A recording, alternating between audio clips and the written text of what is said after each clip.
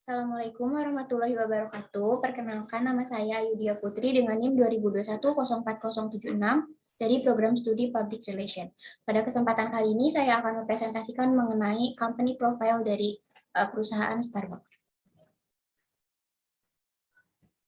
Jadi di slide yang pertama itu ada table of contents. Apa aja yang kita bahas hari ini? Yang pertama ada history, yang kedua ada produk, yang ketiga Starbucks fact, yang keempat sell and graphic. Kita masuk ke history. Jadi mulai kapan sih adanya perusahaan Starbucks? Perusahaan Starbucks itu didirikan dari mulai tahun 1971 sampai dengan sekarang.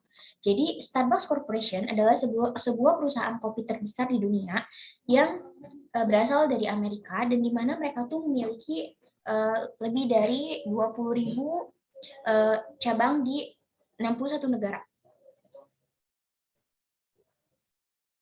Lalu selanjutnya ada produk.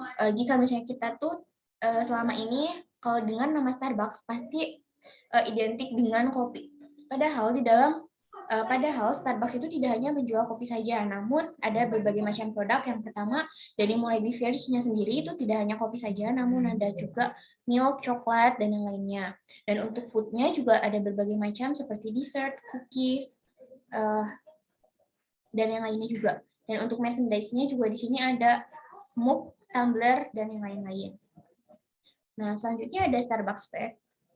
Yang pertama, the table should be round. Jadi, jika kita sadar di Starbucks itu, meja yang digunakan itu adalah meja yang berbentuk bulat. Mengapa demikian? Karena Starbucks itu kan adalah kedai kopi di mana banyak orang datang untuk berbagai macam kegiatan seperti bekerja, mengerjakan tugas, dan yang lainnya. Jadi kalau banyak juga gitu orang yang datang sendirian, nggak rame-rame, selalu rame-rame. Nah, kenapa dibikin kayak gitu? Supaya orang yang datang sendirian tuh nggak ngerasa kesepian. Karena kalau misalnya mejanya lebih lebar itu akan bikin kayak ngerasa sendirian gitu.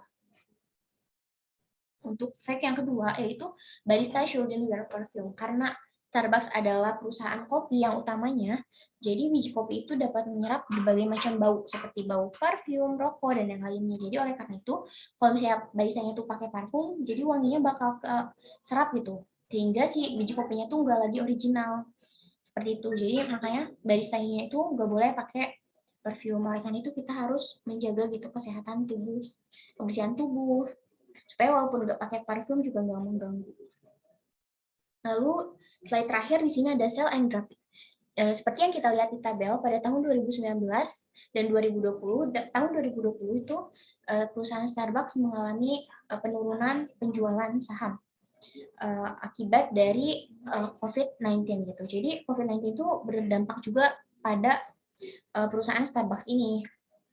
Namun pada saat COVID itu perusahaan kita tuh nggak selamanya nggak langsung nutup semua store, tapi kita tetap jualan, tapi lewat online dan lewat online itu jualannya tuh. Nah, tapi penjualan lewat online itu ternyata nggak sengaruh itu, tetap aja mengalami penurunan gitu. Dan pada tahun 2021 dan 2022 itu sudah mulai mengalami peningkatan. Sekian presentasi dari saya. Mohon maaf apabila ada kesalahan. Wassalamualaikum warahmatullahi wabarakatuh. Di sini stop kan?